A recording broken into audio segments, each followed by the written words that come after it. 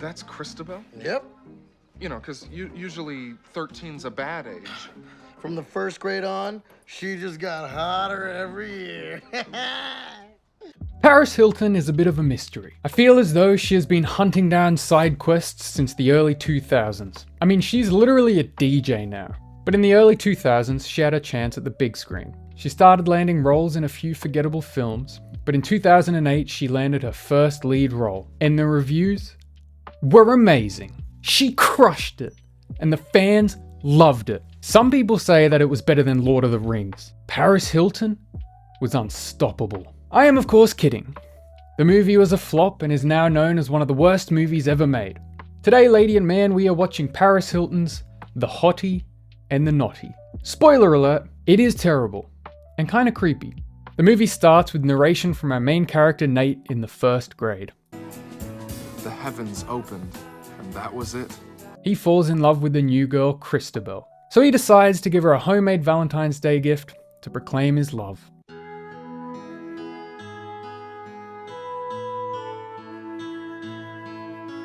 And that's pretty much all the introduction that we get. We are suddenly transported to the future, where Nate is in a loveless relationship. You want the guitar? Ah! Oh! Sorry, let me correct myself. Was in a loveless relationship. So Nate's girlfriend leaves. But not before she gets in some attempted vehicular manslaughter. Yeah, America, baby. Let's talk. No, this is not talking. But this is when Nate remembers the girl he was in love with in first grade. Apparently, she is the one. No other girl would ever make me happy. Keep in mind, Nate hasn't seen Christabel since the first grade. So that girl that he is imagining is a 7-year-old. And to make things worse, Nate keeps a picture of Christabel in his dresser. A picture of 7-year-old Christabel. Christabel Abbott was the one. But this is where we're shown the main hurdle that Nate has to overcome. But how could I have known the hurdles I would have to overcome? Christabel has an unattractive friend.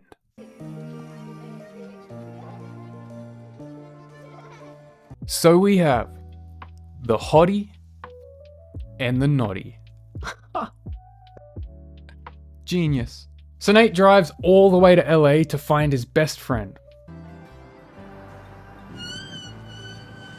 Because apparently he thinks his best friend will know what Christabel is up to now. Sorry, Nate. I'm pretty sure he would have moved on and forgotten about the girl that was hot in first grade. No one is as creepy as you, Nate. The Hottie and her every move. What, this whole thing is about Christabel Abbott? You should see the website. So Nate's friend happens to have 3 folders full of Christabel, including all our old yearbooks. I'm just going to show you guys the conversation that these 2 grown men have about Christabel at the age of 13. That's Christabel? Yep. You know, because usually 13's a bad age. From the first grade on, she just got hotter every year. So obviously Nate's only move is to stalk her during her morning run. And apparently Christabel is so incredibly gorgeous that she has 5 other men who sit there and wait for her morning runs. 15 and 6:18 a.m. The benches that face the ocean are the best ones to view her from. Who wrote this fucking movie?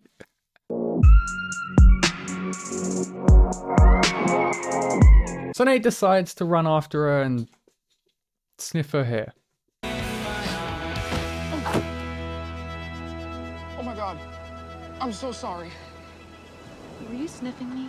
Nate tells Christabel that they went to school together, and obviously she decides to get lunch with him. Why would anyone be concerned about someone from first grade stalking them, running after them, and sniffing their hair? And whatnot. You should check out my gym. Actually, my roommate and I are going there this afternoon for yoga, so if you want to come? Somehow, Nate has the strongest riz in the world, and Christabel invites him to yoga that afternoon. And we're finally introduced to the Nottie. Ugly. Ugly.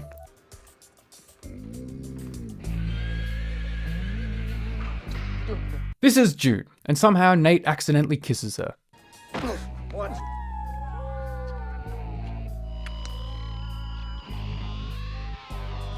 Oh, sorry. Nice. June and I don't get much action, so we take what we can get. This whole scene during yoga is the most uncomfortable thing that I have ever watched. So I'm going to put it in 3 times speed, put some goofy music, and I'm going to put me dancing in the corner to make it more entertaining for you guys.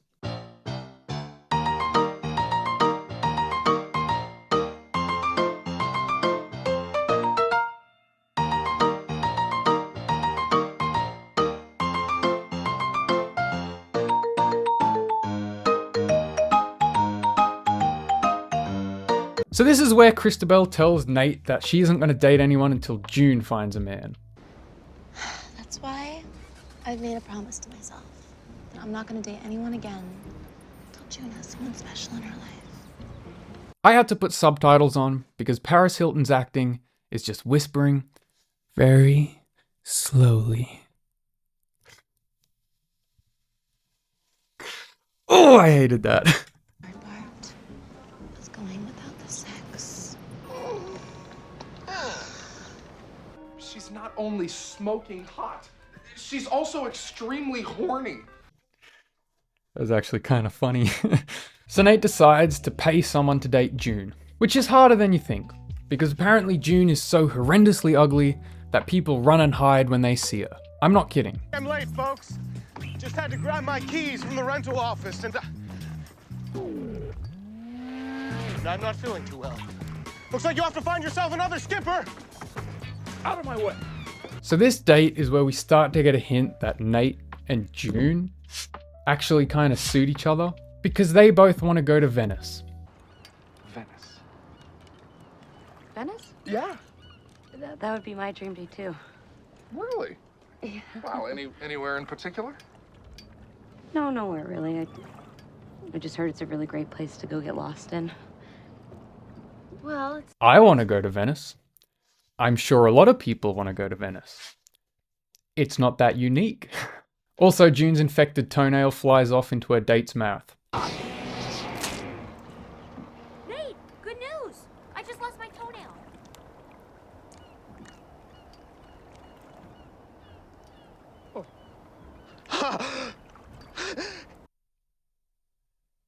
So that date failed, and Nate gives up. Just kidding. Nate kidnaps the guy that he paid and hypnotizes him into thinking that June is attractive. And somehow, this works. What you actually will be seeing is this. Hi, Space Lady. You will subscribe to my channel. You will subscribe to my channel. I haven't had fat or dairy in years. Well, whatever you've been doing, it is working. You saucy minx. This log's a gin skin. But of course, the hypnotism stops working, and he runs away again.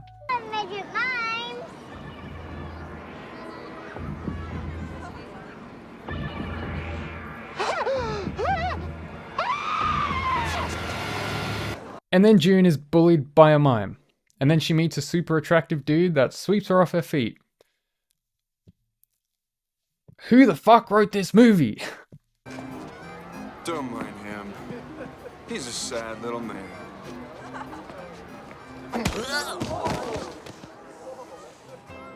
I'm Johan. So Johan happens to be a rich dentist. And June has bad teeth. Rich dentist, bad teeth. Rich dentist, bad teeth. I think you see where this is going. So the 4 of them start hanging out more, and they all decide to go to a club together. And Nate and June start to get a little bit closer. Stage, so.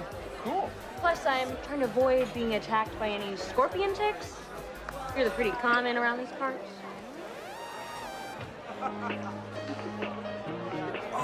Even sharing a bit of a moment while Christabel and Johan dance.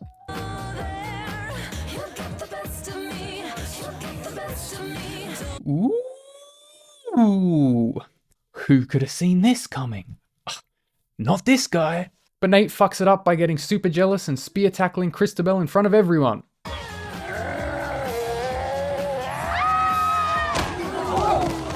and then she calls things off with him. But no. Nate is a full-blown stalker, and he doesn't give up. So he decides that he needs to go and see June to try and make things right. And lo and behold, ladies and gentlemen, June is hot now. What? Oh my god! Hey. June? Oh, that's what they usually call me. So obviously now Nate is in love with June, because they shared a moment at the club, and she's hot now. Why wouldn't they be in love? And then he fucks it up. That's what I how did. did I you got get the the first okay, fine.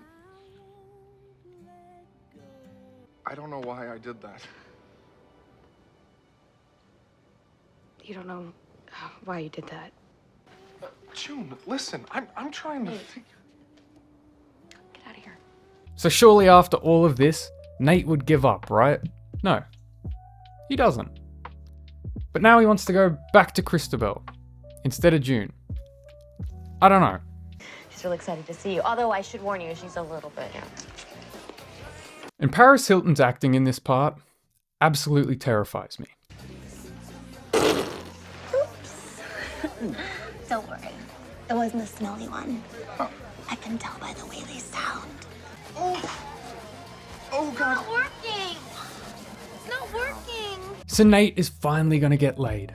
The moment we've all been waiting for. Oh, okay. Nate is finally gonna fulfill his mission, and he gets to pick out her lingerie. Pick one. In her wardrobe, full of entirely lingerie. Because everyone has that much lingerie. I know women. But first, Nate needs a candle. Because you can't have sex without a candle. And the only candles in the house are in June's bedroom. So he opens her drawer, and he finds that she's kept the makeshift heart that he made her in first grade. That's right. Plot twist. Nate didn't give Christabel the heart in the first grade. He gave it to June. Because Nate's a good guy.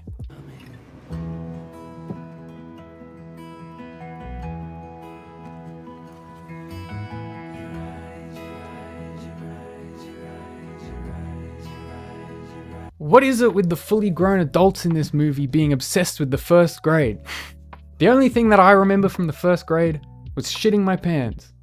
Okay, yeah. Way to go, June. So Nate decides that he can't sleep with Christabel because he's in love with June again. Because otherwise there wouldn't be a good message to this movie, right? Of course anyone can find love if they get a bunch of cosmetic work done. Thank you, the Hottie and the Nottie. Thank you for that message. So yeah, Nate and June kiss and the movie ends.